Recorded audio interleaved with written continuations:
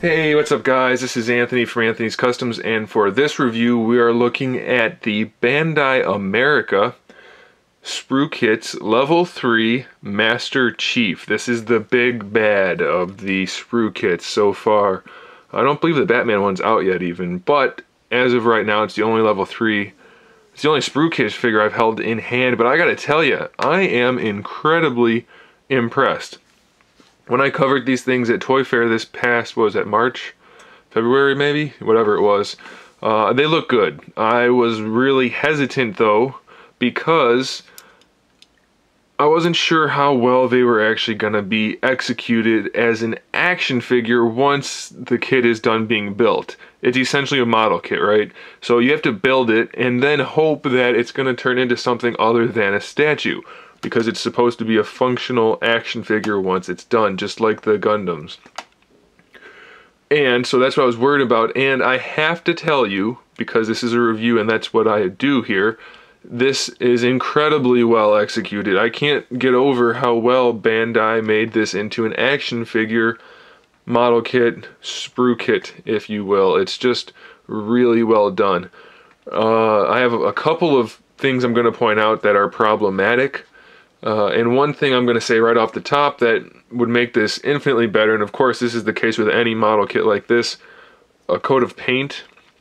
Some paint work on this guy would make it phenomenal. Obviously it doesn't come painted because it's not supposed to, so that's not a knock on the figure. I'm just saying, if you're somebody so inclined to paint this thing, then you would have quite an awesome Master Chief figure. Just looking at it right now through the camera lens, and it's not really a lens, through the LCD screen, it looks perfect. They got the proportions right. Everything looks so good on this. I can't get over it. And I have to thank Rob. I'm not going to mention his whole name just in case he doesn't want me to do that, but Rob is a customer of mine. He got the PlayArts Kai Deathstroke and the anime Deathstroke and some Deadpools. I think some Deadpools. He's purchased a few things, and he sent this to me as an early Christmas present. He built it and sent it to me, so thanks a lot to Rob for that. You guys get to see this because of him. If I hadn't had somebody send it to me like this, I would have never known what I was missing out on, because I wasn't going to get it probably, just because it's pretty expensive, and I was too hesitant. But now, oh my goodness, this thing is awesome. It's so well done. Okay, let's talk about the figure instead of me just saying how cool it is. It stands almost exactly the same height as the PlayArts Kai Master Chief at just over 9 inches tall. And for a quick height comparison, and I'll bring this guy back over in a minute and we'll do a better comparison, they are almost identical. It looks like really you couldn't have them any more the same height-wise. So that's something to keep in mind. It's the exact same size as the PlayArts Kai Halo 4 Master Chief. Now what does it come with? We'll talk about the articulation and stuff in a minute. But he comes with, first of all, the assault rifle. You get a sticker for it so you can put the counter, the ammo counter. Come on, stop focusing on him. The sticker in there for the ammo counter for the... wow, I'm totally losing my mind here. For the assault rifle, we get a sticker. Geez, that's all I'm trying to say. Alright, and then for the battle rifle, we get a few stickers. We get the sticker back here. We have one for both sides. And they're fairly well done stickers. They're alright. Then we have the stripe sticker.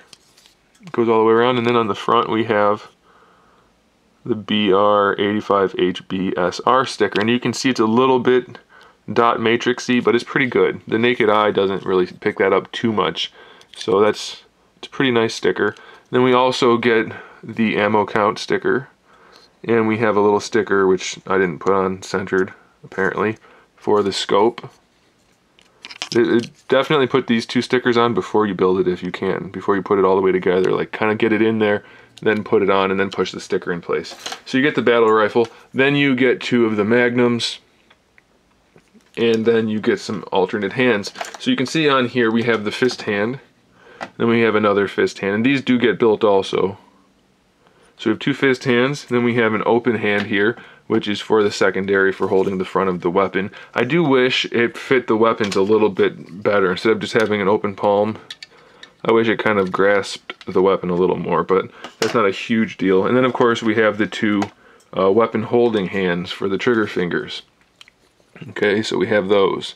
Now, this is one of the complaints that I have to point out. In order to get the weapons in the hands, you have to, and the instructions tell you to, take the hand apart. So what you have to do is separate it, and this is where there's a problem. It's really hard to get it back apart in order to get the weapon in the hand. The thumb is connected to the finger, but just by a tiny little bit of plastic. So separating this, not an easy thing to do without breaking it. And I can't even get this one off easily, so I'm not going to try. I did get this one apart, but let me show you how it finally came apart. And I can't even do it now. That's how. The thumb broke off, which is okay because the thumb connects to the hand itself. So you're supposed to take it apart, but these fingers here are supposed to come with the thumb. At that seam right there, they come off. That's not a good design. It's way too easy to break that. I kind of know what I'm doing when it comes to things like this, and I broke it, trying to be careful. So I can imagine other people having issues with that. Luckily, the thumb still does peg in and hold the gun in place, but that is definitely, I think, a flaw in the design. Maybe, I don't know, they could have done something, I think, that would have made that better. But that's it. So that's okay, I guess. Just be careful. Then we have two little clips, and these are for the magnums. You can peg these in on these little tab holes right here. That goes like that. Same on both sides. I'm just going to do the one though to show you. And then if you want to put the magnums there, it clips on like that. So you can put the magnum on his hip. So that's kind of nifty. I found that pulling this little tab out tends to separate the hip and pull this piece out. So make sure you just get that back together. Okay, and then we also have two tab thingies that peg into these spots here for the assault rifle and for the battle rifle. And how they work is once you peg them in, the one that has the little grid on there, that's for the assault rifle, and that goes in through there. It'll go on his back either way. Okay, and then we have the other one, it pegs in like that, and it's smaller, just has a regular peg, and that is for, there we go, I'll just throw it on the floor. And that's for the battle rifle, so that'll peg in like that. Okay, and that can go either way also. Now, it's a little gripey because they don't peg in the center where they should, obviously. They peg in on either side. And so you can technically fit both weapons on him at the same time, but that's not really how it works in game. And it makes it look a little strange when you only want to have the one weapon there and it puts it off center. So that's, I mean, it's kind of cool that you can put both on there, but it's also not accurate. So that's just something to note. And then when you pull these off, not the weapons, but when you pull these pegs out, sometimes this piece comes off. So if you're not going to glue it, you have to be aware of that. I would probably recommend you glue the things that are not joints. That way it functions 100% like an action figure. You don't have to worry about parts coming off. I'll mention that a little bit more as we go through. And then one last thing he comes with, and we're really killing the clock on this one, is a base. Ignore this halo sticker. It gives you a UNSC sticker for the center and for right here. And then it also says it gives you alternate ones, which you can put the halo one here. I just stuck it on the side because why not? Then you can also replace this with this if you want to. So it's up to you. And then the base just has a little hinge here. I don't really see that doing much because you're mostly just going to have him probably standing on it just like that. And how that works is that little tab goes in right underneath here. So you can put that right there, and then he's on a nice little base. So that's what that is. Alright, let's talk about the actual figure before I kill any more of your guys' time. Hopefully you guys like Master Chief. So I said there's no paint, and obviously there isn't. They did a good job with the molded plastics being where they're supposed to be. I mean, there are a few places where it's green instead of gray and vice versa, but it's not anywhere near a problem. And then thankfully, they gave us a really nice silver chrome sticker that goes under this translucent orange plastic. It gives him a really nice looking visor. That's just awesome. They did a great job with that. They used a darker green for the center part of the helmet to break that up. That looks really good. I think we could have used a little bit more of that dark green throughout, but it still looks pretty good. So as far as articulation goes, the neck has a hinge that goes forward and back like that, and then you can see the ball peg for the head, so you can lean from side to side, spin it around, posing it pretty much however you need to. It looks up really well, looks down, not going to have any problems. For the shoulders, we have the horizontal butterfly joint, which means we can bring the arm around the chest like that, and then that's a ball peg on top of that that lets the shoulder move around. And then we also have the shoulder hinge, which brings the arm up that way. So really full standard action figure articulation for the shoulder. The shoulder pad is on a ball peg in there, so you can move this around however you need to. Obviously it's limited by the sculpt, but it comes in handy when you're posing him, so that's definitely a good thing.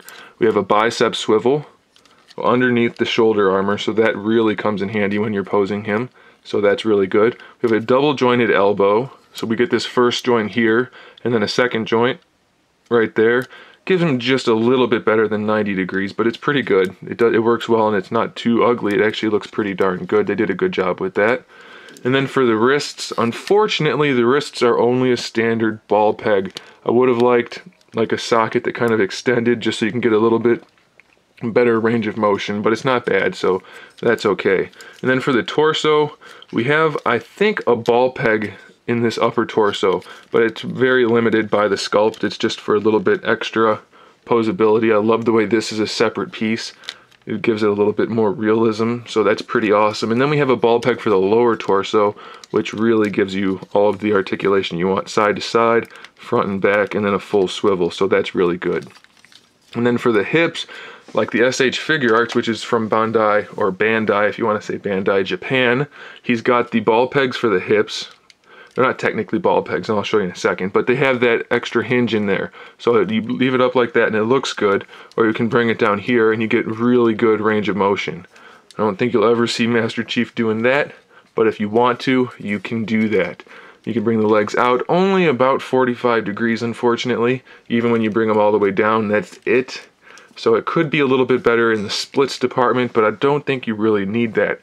Now what I said about the ball peg is, it's a ball peg, but it's not. It's really just a peg, and this is how most of the parts are connected. So if you want to, not this, never mind, don't glue this. If you see one of these, you probably don't want to glue it. You glue everything that doesn't have articulation. So this gives you your swivel here. Don't glue that. Glue other things, and I'll show you one of the other things in a second. Alright, trying to get through this without taking forever. So we also have a thigh swivel then around that. That peg allows for the thigh to swivel forward and back, side to side. Double jointed knee, really good range of motion. You have to be careful though, sometimes it does that and you'll pop out, and that's what I'm talking about. That's the kind of thing you might want to glue. You definitely don't need that to pop out, but if it does, you can pop it right back in, so no big deal. And then we have the ankles, which are really impressive. We have a rotation at that green and gray split right there. We have an ankle rocker, which lets the foot go side to side really well. And then we also have the ankle hinge and a toe hinge. And then sometimes the toe tends to pop off. That's another type of piece that you can glue. Leaving it loose though does help you get some better posing sometimes. So once it's like that, it looks great. The hinge works really well. It just slides right up. No problem at all. So I kind of rushed through that because I saw the clock was ticking away. But hopefully you guys see what I see in this figure, and that is a really well-engineered, well-planned, well-made action figure, which is actually a SPRUKIT model kit. A figural model kit, I believe, is how Bandai is marketing these. And frankly, I don't care how they market them. These things are darn good. Very impressed. Really happy with this, and I think you guys will be too.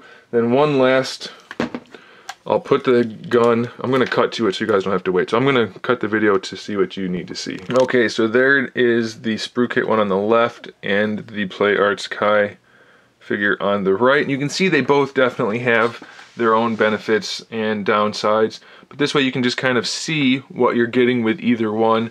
This one definitely is painted, this one is not. Proportions probably better on this one.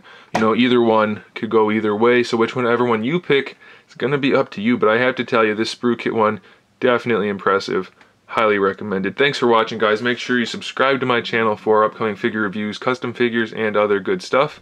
And in the meantime, keep collecting.